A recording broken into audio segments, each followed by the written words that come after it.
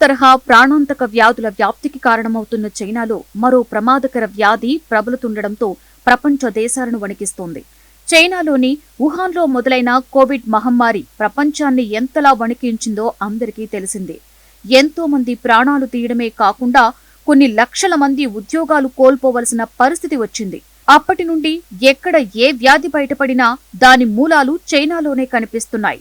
తాజాగా చైనా వాసులను మరో ప్రాణాంతక వ్యాధి పట్టి పీడిస్తోంది.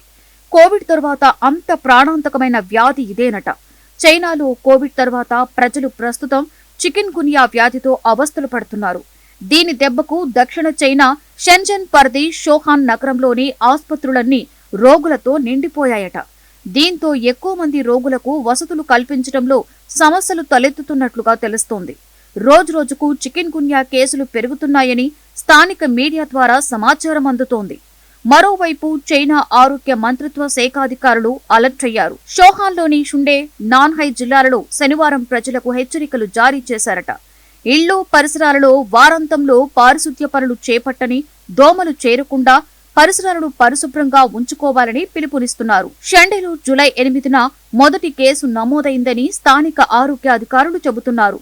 శుక్రవారం నాటిని షండే వ్యాప్తంగా మొత్తం 1161 కేసులు నమోదైనట్లుగా తెలిసింది. ఈ కేసుల్లో ఎక్కువ భాగం బీజియావో, లెంకాంగ్, చిన్కున్ పట్టణాలలో నమోదైనట్లుగా తెలుస్తోంది.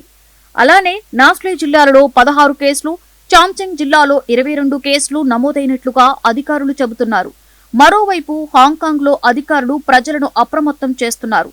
హాంకాంగ్ లో చివరిసారిగా 2019లో చికెన్ గున్యా కేసులు నమోదైనట్లుగా అధికారులు తెలిపారు. ఆ ఏడాది 11 కేసులు, 2018లో 2 కేసులు, 2017లో 1, 2016లో 8 కేసులు నమోదయ్యాయి.